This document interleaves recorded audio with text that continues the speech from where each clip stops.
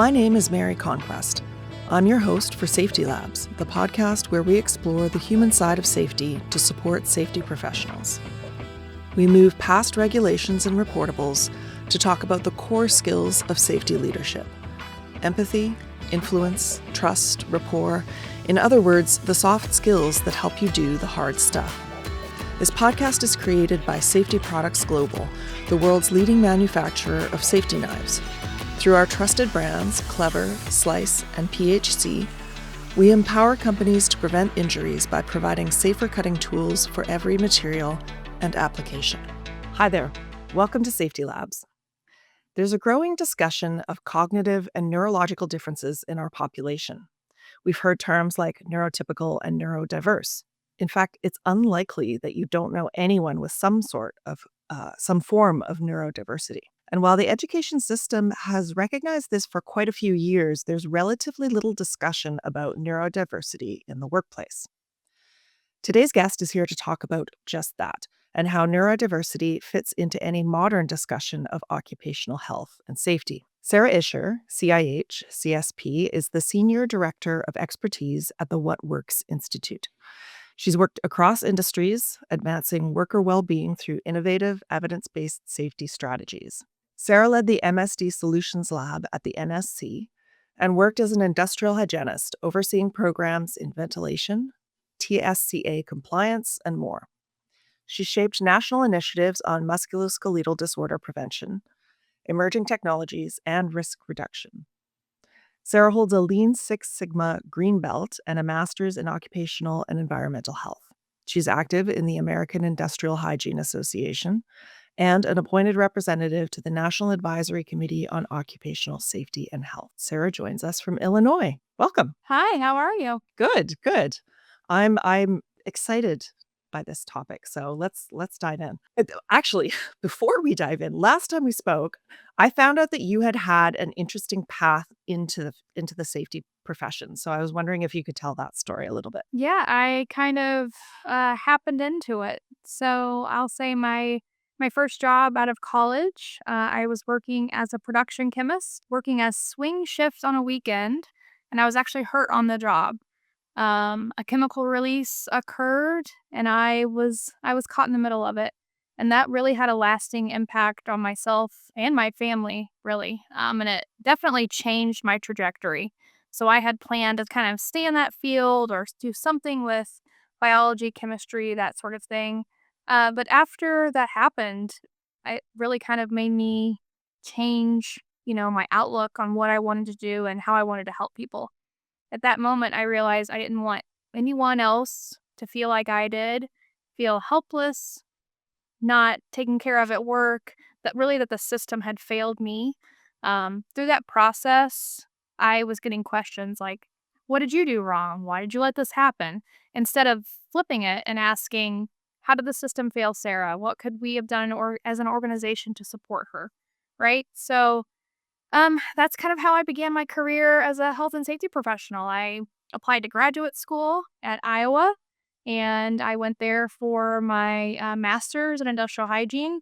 And from there, I decided I wanted to go into industry, work as a consultant for a bit, and then moved into chemical manufacturing, and then on to NSC and now at What Works. But I think, sometimes we can get stuck in the hectic rat race of what work is, right? But I take a moment and pause and think, why am I here? Why am I doing this? And that's really kind of where I center myself, is remembering who I was and what I was doing in that moment, and just trying to do all I can for others not to feel that way. Yeah, I think that's a great reminder of essentially why we're all here. I'm sure why all our listeners are listening too. So neurodivergence, it's relatively new to the cultural conversation. I think that I first heard the word around 2009, maybe. And I'm sure that we all have our own understanding of what the word means. But can you tell me how you define it in the context of workplace safety? Yeah, definitely. It was something, I think it's something that's more common in the rhetoric and how we're speaking about things, especially like you said with the education system. It really kind of became a thing or a term in the 90s. But what we're really kind of talking about is Neurodiversity refers to natural variation in how people think, process information, regulate emotion, and respond to stress. So when we think about it, in reality, workforces include people who are autistic, ADHD, dyslexic, also anxious, trauma exposed, and cognitively overloaded. But in safety, that really shows up in how procedures are understood, how alarms and signals are perceived, really that willingness to speak up, how you're responding in emergencies. So for neurodiversity, sometimes people think about it as accommodation, but really when safety systems fail those workers, neurodiverse workers or neurotypical workers, they're failing everyone. So it's something that we really need to focus on. Some of the work we found was that around 1 in 5 people are neurodiverse. So, like you said, we know whether or not someone is speaking about it or even formally diagnosed. We're not clinicians, right? We're health and safety leaders, but we need to be designing this in to our systems because, 20% of our working population may be affected. Yeah, that actually had been my next question was how widely it's spread, and I would add too that there's a lot of people who are undiagnosed who have been maybe coping for years, not understanding that there's some science behind how they're sensing or understanding the world differently. So clearly, there's a huge need for understanding something that affects 20% of the workforce. What is the thing that you think most people get wrong about neurodivergence? Are there any common misconceptions that you encounter? I think, you know, for a lot of things, PPE is a good example. Sometimes people think safety is one size fits all or safety is common sense, right? I don't like those terms. Just think about the natural variation in our bodies. There's a lot of natural variation in our brains as well. So it's time that we kind of catch up to how we've been handling the way we're kind of handling some of those other equipment issues or those types of things.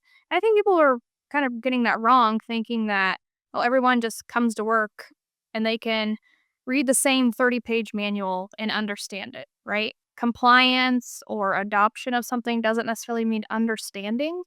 So I think that we need to understand that as health and safety, leaders, practitioners, organizations, understanding that we do need to be able to accommodate our systems to you know, to positively affect our workforce.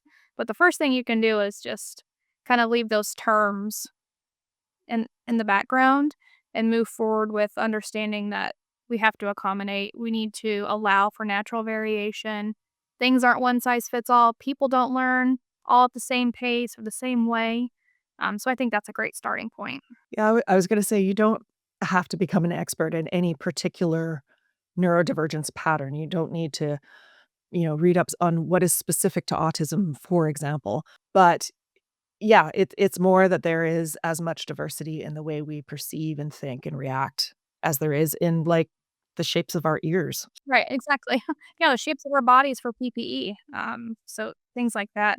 Yeah, I think too with this report, well, the What Works Institute does have a report out, focused on integrating neurodiversity, in health and safety practices in organizations, and really the goal of that report isn't to turn us into clinicians or be able to diagnose someone like you said, it's really to ask better design questions so that way we can lead ourselves to safer, more inclusive workplaces. What's the link between you mentioned, trauma-informed design and anxiety and mental health. What's the link between neurodivergence and mental health issues? That's not something that we have really we don't really look at it within this report, but I do think that the way people show up to work and things that have happened to them, whether they're diagnosed with something or they have increased stress in their life, you can be more at risk of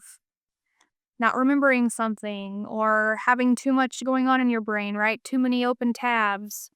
I know myself, I'm a busy mom, so if I've had a lot going on before I get to work, I might not be checking things out for different hazards or risks. I think that, I talked about with building for more neuro-inclusive designs, it doesn't just help those that are neurodiverse, right? It helps everyone. So if we can find a way to break down harder things to understand into bite-sized pieces or smaller manuals or spending more time with people, I think whether someone is stressed, fatigued, ADHD, any of the things, right? I think that will help everyone. So that's kind of where I see the overlap is it's really just something that helps everyone in your organization. When you look out at the landscape of OHS right now, occupational health and safety, and its relationship to design that takes neurodivergence into account, like, I don't wanna necessarily ask you for a score or anything, but, like, where do you see it from on the spectrum from never heard of it, don't care, to totally get it and integrating into all systems? What do you see kinda right now? So that's a funny question because I was presenting on this topic with my colleague at a conference last year, right? We kind of asked the people in the audience, who's heard of neurodiversity? Are you thinking about it, at work? And about half of the room raised their hand, but mainly as far as like understanding and knowing and wanting to kind of include some of these tactics at their workplace.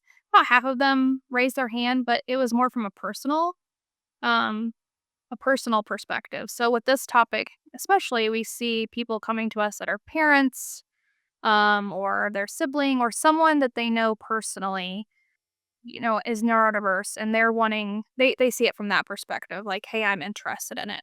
But from an organizational perspective, I'm not necessarily right now, I haven't really seen or heard many organizations that are specifically calling this out.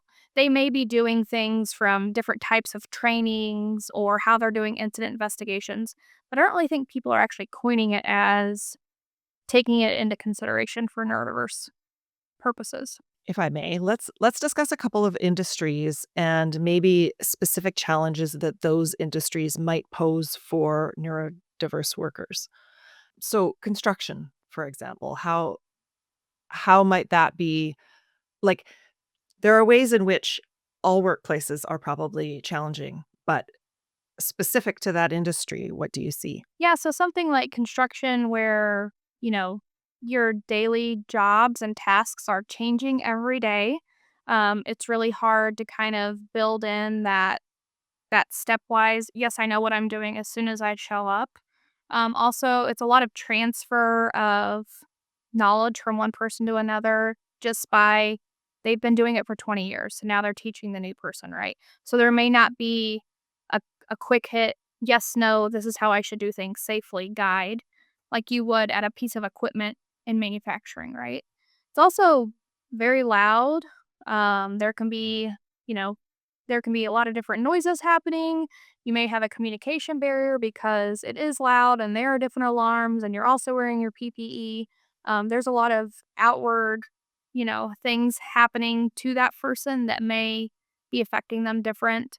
Those are some of the main things that I kind of see with that type of industry where it's always changing and you don't necessarily have a rule book for every single thing that you may be doing that day. What about okay, well let's sort of do the opposite then. Office environments where things are often, not always, but quite predictable and structured.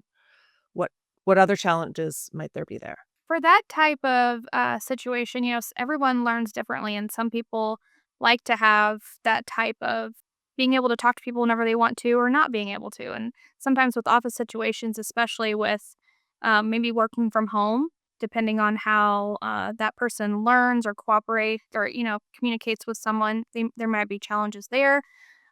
Sometimes if you're communicating with someone via Teams or email, the way information is perceived may be different from one person to another.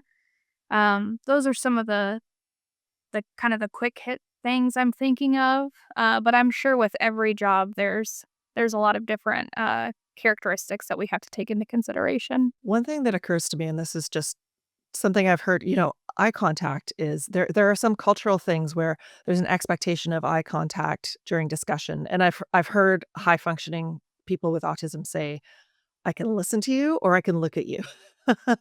And And that's more a case of education, right? You don't have to change your safety design for Right. that.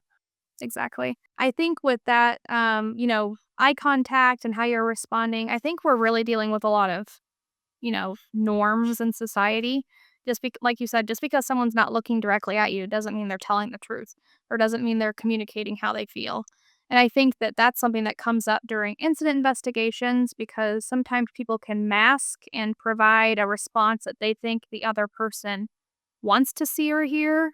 Sometimes, like you said, you're not able to make eye contact or to think maybe it's easier for them to not make eye contact. Some people don't like to respond verbally or are not able to respond verbally in the moment with those types of questions that are not prepared. So I think being able to accommodate how you're doing, especially with incident investigations, because maybe someone was hurt at work or something happened to an equipment and you have to understand the root cause, but you need to be able to do that in a way that accommodates everyone and allows everyone to be able to show up. So maybe having the opportunity instead of a one-on-one investigation like this, maybe someone can write it and then provide it, or someone can record themselves and provide it. Just understanding that just because someone doesn't fit the norm of what we think is correct doesn't mean that they're not providing the information, accurately. So, and because I don't want to make this sound like this is purely negative. Like in addition to the challenges, neurodiversity also has advantages often in terms of some types of cognitive tasks. Can you talk about that a little bit? Yeah, definitely being able to sense and highlight patterns and recognition and understanding when things are different or not working the way they should be, especially manufacturing. Maybe they're able to look at something and say, quality, I noticed all the characteristics of this piece of equipment or this thing that we're producing. And because I understand and can recognize all the variations, I'm noticing that this is different. Also being able to have a heightened risk awareness. So because they're able to, see and hear things in a different way, being able to provide attention to detail in certain roles, specifically things like quality and those types of things. Yeah, it's definitely around hazard detection, problem solving, reporting. I think there's a lot of positives to obviously having a very diverse workforce. And I think too, there's also a lot of opportunity for improvement. Like even simple things, like you said, in an investigation where someone can provide their input in a written way, as spoken. That's not too difficult an accommodation. No. Yeah, and it's really, I mean, I say the word accommodation, but really it's just providing different modes or methods for people. But easy things like noise canceling headphones, especially if you're in an office setting where maybe a lot of people are in cubes and they're talking and it's hard to concentrate, or maybe music happening. I worked in places like that. Having noise canceling headphones, having quiet break zones. I know I've heard people say, well, if I'm on the plant or provide different break zones, maybe we can't provide people breaks whenever they want. But regardless, you're providing people breaks. Why not have a space where people can go that is even quieter or darker or having lighting control? Those extra things, they're pretty small fixes and they can have a great impact on people. So I'd like to talk more about like focus on what can be done, and we're going to do that in just a minute. But first, I have a message from Safety Products Global, the company behind the Safety Labs podcast. While safety is your primary concern, your organization's staff needs tools that work. Too often, those goals are at odds. For example, in a manufacturing or R&D lab setting where workers need to manipulate chemicals, powders, and so on, they often use scalpels. As tools, they're precise and they can be cleaned for reuse. But as safety hazards, though, they're concerning. After all, they are designed to cut skin. It only takes one slip for an accident to happen. And in many situations, the answer would be cut-resistant gloves, but those hamper the user's dexterity. And pardon the pun, but for precision work, that won't cut it. The Slice scalpel offers precision and safety. With finger-friendly blades, it's safe to the touch. With a no-tool blade change, workers can quickly switch from straight blades, hooked blades, or chisels. All blades are oil-free, chemically inert, and can be autoclaved. Here's what safety professional Danielle Blyer had to say about the blades. Safety initiatives have required us to find safer options for cutting tools. In an R&D lab, sometimes that's not an option. Safer tools do not always cut through many materials, but the slice blades are great and have come through with every material we need to cut. And folks, that's just the blades. The handles are thin and lightly weighted for balance and stability and offer a textured anti-slip grip for better control. Slice makes people in play safer. To request free samples, go to safetylabspodcast.com/samples. Again, it's safetylabs with an S, podcast.com/samples. Okay, so let's get back to what can be done to address neurodiversity in the workplace. And you touched on this, but one of the things that surprised me the most, as I've learned more about this, is that most things that you might call accommodations are incredibly easy and actually help neurotypical people too. So I was wondering if you could talk more about that. We kind of think about what does good look like for this type of thing really in practice. And I think some actual concrete examples people can use are multiple formats for providing safety information. So that could be visual, audio, hands on. And I don't know anyone that wouldn't help, right? I mean, no one wants to sit through training for hours and hours without a break or reading a dense 50-page safety manual on a lockout tagout process, right? So if we can have visuals or posters or hands-on manipulation, that's just going to help people learn. It's going to help the transfer of information. I think also providing clear expectations without being ambiguous. So an example of this is maybe you're on a safety walk. Instead of saying, keep your eyes and ears peeled for what could be out there, actually stating, watch out for slips, trips, and falls. We're focusing on cords. We're focusing on walking working surfaces. If there is a cord in your path or if there's something you can trip over, please let me know. Right? So being very clear on what your expectations are. Again, that helps everyone. We kind of talked about this a little bit, but really kind of those quiet reporting channels. So not just within incident investigations, being able to provide that information anywhere. But some people aren't, you know, either don't want to or aren't comfortable in like speaking up, raising their hand, saying, hey, I noticed this happened. So you could have written forms, office hours as a supervisor where someone can come in, kind of an anonymous tool that you could use for people to come in and say, hey, I don't think this is safe, or I'm not comfortable with this, or I noticed this, right? I talked about it a bit, but just being able to have job design and ergonomics that reduce kind of that cognitive overload. So, whether it's noise reducing headphones or dimming the lights for some people, or having the opportunity to sit or stand or move around, just so that way you're not placed somewhere for 8+ hours doing the same thing over and over. And then I think I touched on it too. We both talked about it, but really recognizing those fear responses, whether or not it's not wanting to speak up or talking quickly if you're nervous or not making eye contact, understanding that, but really taking time to train your leaders to recognize that this isn't because someone is doing something wrong or they're not being truthful. It's just a natural variation in how some people respond. But I think that's really kind of the kind of what we have to think about is especially those first line supervisors, training them on what neurodiversity looks like and how these aren't accommodations. They're really helping everyone. And if we can help the majority of the workforce, why not do it? Especially when things are relatively cheap on some of these examples. I was going to point out that everything you mentioned, like dimmer lights and noise canceling headphones, I mean, those are not expensive No. And I changes, understand it, really. but like I said, I know that that's not gonna work, especially in quality and manufacturing, right? We're not gonna be able to turn the lights down because you need them for inspections.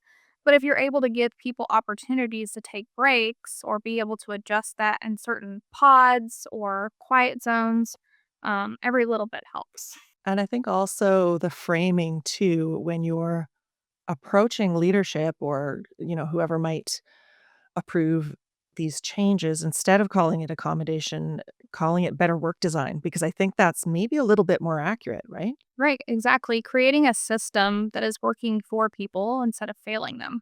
In the report you sent me, well, actually, first of all, I'd like you to talk a little bit about the report, but just sort of set it up. But after that, there was the case of the study of a construction worker named Brett, and I wanted to hear that story too. So let's start with setting up the report. How was it done and why? And Yeah, so as we talked about at the beginning, neurodiversity is something that we're hearing about more often, but typically from an educational perspective or kind of an overall higher level. We hadn't really been seeing people talk about it from the context of safety. So that's why we wanted to kind of talk about it and highlight it. In the report, we're talking about what is neurodiversity, the different types of, being neurodiverse, which I touched on a little bit earlier, but really kind of taking the first steps as an organization or business and understanding things that you can do to help the workforce, how sometimes neurodiversity can show up if you're not accommodating or not making changes. And then also kind of those, which I went through some of them, but providing some examples of what you can do to kind of get yourself started and making some of those changes to accommodate. And like you said, we did have a case study that highlighted a construction worker. yeah, what was the story with that? Yeah, so that was a contact that we were provided, and he was someone that is neurodiverse, now knows that he's neurodiverse. He was hurt on the job, and he kind of, when it happened, he was thinking, oh, kind of almost business as usual. It happened because I got hurt at work.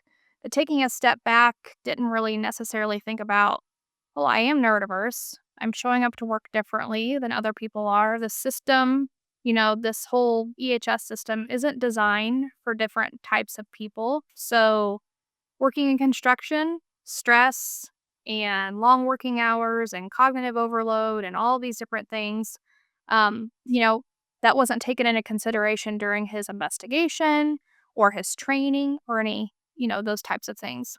And he kind of had a similar story because he was hurt at work. He decided to go into more of a supervisory role and try to create some of these, benefits within his crew. So I think it really highlights some of the things that are happening every day. And we're just not really thinking about. I mean, are we even asking in incident investigations? So could this have been because of X, Y, or Z? Probably not. We talk about training, training maybe being, someone not being trained, but did we happen to ask, like, was a training provided in a way that you could understand and actually, feel comfortable with? I don't think we've been asking that question. Yeah, and it's not the same question as, "Do you have any diagnoses?" Because people, first of all, maybe don't wanna share and certainly shouldn't have to. But also I've noticed as a parent, lots of parents discover that they are neurodiverse when their kids get a diagnosis, and then they're like, "Oh, that sounds exactly like me," and then they find out later in life. So, what do you think is stopping many organizations from addressing neurodivergence? Like, is it a lack of will or resources or just a lack of understanding? I think with many things, they might think it's harder than what it is.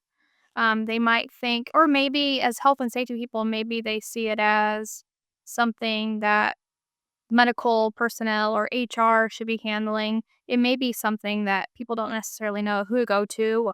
But like you talked about, we don't have to say, if I was ADHD, I wouldn't have to say I'm ADHD.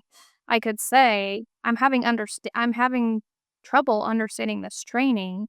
Is there a way that it could be condensed or created in a different mode and provided in a different mode, right? I think a lot of people may just be overwhelmed or not have an understanding of what they need to do or where they should start or who should own it. But really, whether it's neurodiversity or any other thing that could be someone could be coming in to work with, I think we just have to think about as the health and safety in your organization. Are you serving the workforce? Are you creating a place where they can show up as their true selves, work to their highest potential, learn to their highest potential? And if not, there's definite easy ways, easy fixes that you can at least start with, right? Some things may be larger projects, but if you can first look at training or incident investigations or the different tools that you're providing people, I mean, that's not going to take too much out of your pocketbook as a company. So Yeah, and this particular one isn't an example of something that's inexpensive, although it really depends on the size of the organization. But you don't even have to mention neurodiversity, for example, to offer training in both like written form and video form. I don't know if it's generational, but I hate having to watch a video. I'd much rather skim and read. And I know some people are the exact opposite. So Exactly. Yep. Yeah, I think a lot of people, well, and maybe, as a workforce, you don't think about 20%, or as a manager or business owner, you don't think about potentially 20% of your workforce being affected. I think that should be a wake up call in itself because if you think about it, if you had 20% of your equipment that operated differently than you expected, you wouldn't blame the equipment, right? You'd recalibrate the system. So I think that we need to think about that safety in that perspective. We have 1 in 5 people that process information differently. So safety systems need calibrated to that group of people too.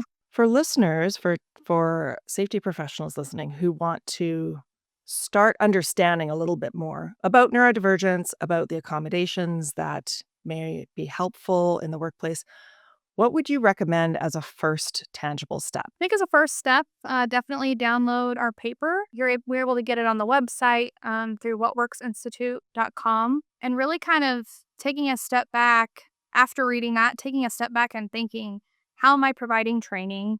How am I providing different work zones for people? What do my breaks look like? Kind of really understanding if you're not neurodiverse, taking a step back and thinking about what could I be doing at our job to make things easier.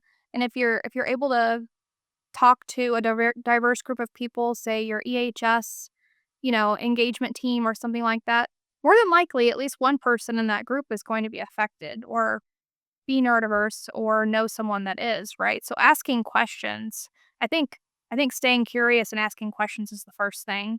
But if you kind of get stuck or not really have an understanding of what this is or where to get started, the report definitely is a great first step. Yeah, we'll link to that in the show notes. I was also thinking maybe you mentioned that organizations are a little uncertain about maybe who should own this, right? HR or safety, that kind of thing. So it might make sense to reach out and see, hey, has HR been looking at this at all? Do we already have resources or Definitely. Yeah, I think if you're a small organization and you do have a type of health and safety team, looking to that group first. Going to HR is always a great option because hopefully you at least have an HR, group or person at your organization to talk to and understand. If you're a larger organization, have an occupational health nurse on site. Although you don't want to get into people's personal information too much, right? You could at least talk to that health professional and ask questions about, is this something that we should be looking at? Having those types of conversations. But I think just like we want to be inclusive from the frontline workers, we want to be inclusive from all the different departments. So providing a place where people can come to talk about these types of things. And then from there, figure out who wants to own it. Maybe there's someone that is really passionate about this topic, right? A good champion can really carry something. So even having some type of comms campaign or something with your next health and safety communications that you're putting out, just ask questions, or like you said earlier, you don't have to ask, hey, are you neurodiverse or are you autistic? You can ask questions about training and how we're showing up, and is there anything kind of pertaining to this realm that you think could be improved? And I think that's a great starting point. I think also you could depersonalize it by saying, just starting with the stat. Like if you're talking to HR, 20%, statistically speaking, 20% of the people here are neurodiverse, and then just go from there. You don't have to get any more personal than that, really. If you could, I'm trying to think how to frame this question, but let's say 5, 10 years out, if you could see, I'm gonna do the magic wand question. If you had a magic wand and could sort of see the state of the industry of health and safety, what would you like to see in maybe 5, maybe 10 years? You can be as realistic as you like. You can make it completely magical or what you think, is probably more likely. Yeah, I mean, I guess I could be like, I would like to see world peace. But beyond that, like actual tangible things, I think moving, not that I don't want to talk about neurodiversity, but moving beyond that and just creating an inclusive work environment regardless of XYZ diagnosis or something, right? Also, I think as we think about it, this really comes back to psychological safety and providing a place where people can be themselves, feel safe. That's what I would like. And that's where I think the conversations are going because we're talking more and more about do you feel safe to speak up, psychological safety, psychosocial risks, talking about mental health, burnout, fatigue, how all of that can lead to potential increased risk for health and safety. So we are we are at least creating an environment where we're talking more about that holistic whole person. But definitely for me, I think it goes beyond physical safety. It's not just like we talked about in the beginning, it's not just one size fits all. All of our bodies are different, all of our minds are different. So, for me, I would love, that we don't this isn't just a one-off or it's HR or it's whoever's issue, right? It's something where health and safety leaders are just advocates for the people that are at work, and we're starting to think about how we're showing up for them and ensuring no matter who walks through the door, as much as you can, right? You're providing an environment that people feel safe and are confident and trust the organization that they're working for. So I'm going to give you a slightly different magic wand and say, and talk about the present. If you could, determine the curriculum or the way that safety professionals or aspiring safety professionals are trained, where would you focus training? And I don't mean training about neurodiversity necessarily. I just mean training across the board. Where would you focus it? I was on a podcast a couple of weeks ago and this topic came up. And we were talking about technical skills versus like soft skills, which I was at a conference a while back and someone said they're not actually soft skills, they're just people skills, right? They're being able to like understand kind of the world around them. I think technical rigor in curriculums, especially for industrial hygiene, safety engineers. I'm not going to say that's not important, right? I think it's very important to technically understand what you're doing. But for me, I feel like we need to do a better job of preparing people for the situations they might see and being able to communicate those situations. Because if you're technically sound and have a great idea and you can't communicate it to the person who's actually doing the work, it's never going to go anywhere, right? So being able to at least teach or educate people on communication skills, more of those building trust and empathy. Because again, if you're not trusted as a health and safety person, then you might as well just go home, right? Because you're not the one doing those jobs. You'll never be able to learn everything that it takes to do those jobs in the front line. So I think really having more on the job training with soft skills. And if you can't get them from, your university or CEUs or whatever, find a great mentor.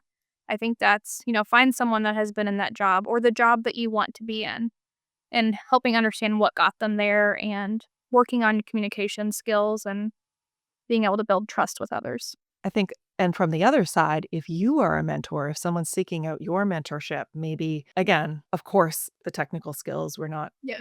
We're not saying none of saying that, that's but yeah. but adding, like, taking a minute to sit back and think, where have my social skills helped me throughout my career, and what kind of social skills are most important for someone coming into this? Especially for someone that may be introverted or doesn't like communicating to people or may have issues with verbal communication. Being able to kind of provide them different modes of providing what they're wanting to say in a trustworthy way. So, if you could go back in time to the beginning of your safety career, and I'm gonna say, like, after your injury, at the point where, you decided that this is the direction you wanted to go in, what's one piece of advice that you might give to yourself?